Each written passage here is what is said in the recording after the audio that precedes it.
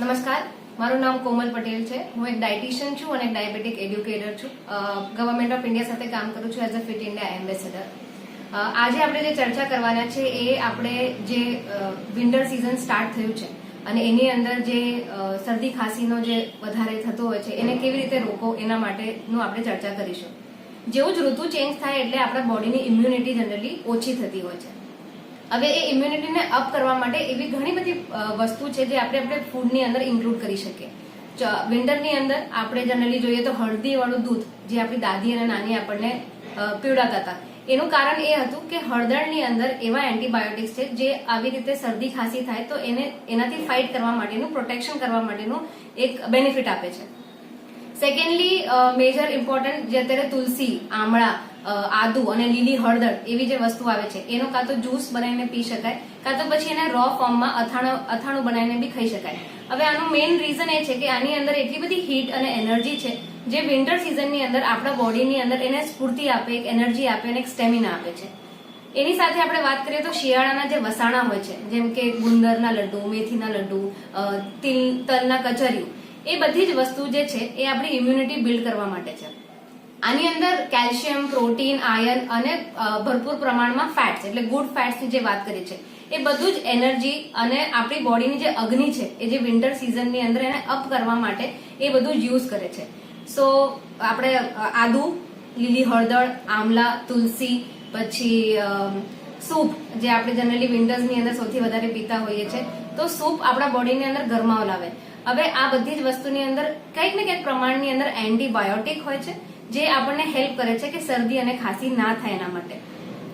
આવા ઋતુની અંદર જે સૌથી વધારે ધ્યાન રાખવાની વસ્તુ એ છે કે જો જેવી જેમ ઠંડી વધે એમ તમારે તમારી બોડીને ટેમ્પરેચરને થોડુંક વોર્મ રાખવાની જરૂર છે. ઇન્ટરનલી આપણે ફૂડથી કરીશું, એક્સટર્નલી આપણે કપડાથી કરીશું, પણ એની સાથે હાઇડ્રેશન પણ એટલું જ ઇમ્પોર્ટન્ટ છે કારણ કે આવા ટાઈમ પર પાણીનું પ્રમાણ બહુ જ ઓછું થઈ જાય છે.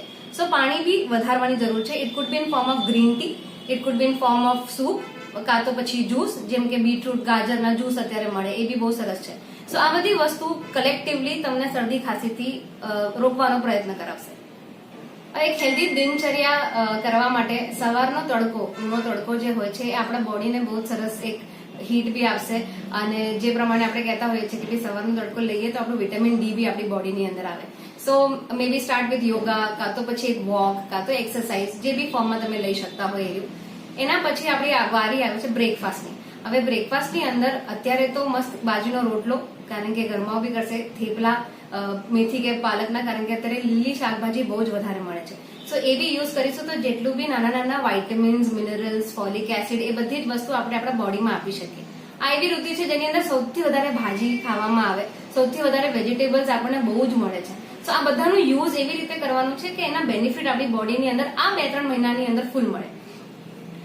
ફ્રૂટ્સ અત્યારે બહુ સરસ મળે છે. તમારા એપલ થી લઈને સીતાફળ મળે છે, ચીકુ મળશે, અત્યારે નારિયેળ પાણી સરસ મળશે. તો આ બધી જે ફ્રૂટ્સ છે એ તમારે ઇન બિટવીન એટલે બ્રેકફાસ્ટ અને લંચની વચ્ચે જયારે આપણે એને યુઝ કરીએ છીએ તો એક બૂસ્ટ પણ મળશે એનર્જી માટેનું અને જે તત્વ જોઈએ છે એ પણ મળી જશે. હવે લંચ અને ડિનરની અંદર અત્યારે ઊંધિયું, ઓળો, લીલા હળદરનું શાક થઈ ગયું, લીલી શાકભાજી થઈ ગઈ, એનો યુઝ ઇઝ કમ્પ્લીટલી લાઈક બહુ જ બેનિફિશિયલ છે કારણ કે એનાથી આપણને અગેન એનર્જી, સ્ટેમિના અને જે ગરમાવો જોઈએ છે એ પણ મળશે. બાજરીનો રોટલો, જુવારનો રોટલો, આની અંદર જે વાઇટામિન્સ, મિનરલ્સ છે એ આપણી બોડીના તત્વને બહુ જ સ્ટ્રોંગ બનાવે છે. ઘણી બધી વસ્તુની અંદર કેલ્શિયમ, પ્રોટીન બી એટલું સરસ છે કે હાડકાં મજબૂત કરે છે. કચરિયું થઈ ગયું, ગુંદર થઈ ગયું as a in between meal. એને હંમેશા યાદ રાખવું કે જમવાની સાથે ક્યારેય બી આ વસ્તુ ઇન્ક્લુડ નહીં કરવું. કાં તો સવારે વહેલા ખાઈ લઉં, કાં તો પછી સાંજે 4 વાગ્યાની આસપાસ. એના સિવાય આપણે સિંગોડા અત્યારે સરસ મળે છે, લીલા ચણા આપણને સરસ મળે છે. આ બધી વસ્તુની અંદર એવા નાના તત્વ સરસ મળે છે કે જેમ સિંગોડાની અંદર કેલ્શિયમ છે, ક્યારે આપણે વિચાર્યું જ નહીં હોય, પણ એ અત્યારે આપણા બોન્સ માટે એટલું જરૂર છે કે it max us very strong. અત્યારથી ખાઈ લઈશું તો ડેફિનેટલી આગળના 3-4 મહિના માટે કામ આવી જશે. અને રાત્રે હળદરવાળું દૂધ અગેન એક એન્ટીબાયોટિક છે એટલે શરદી ખાંસી બી નહીં અને જે ગરમાવ જોઈએ છે એ બી આપણને મળી જશે.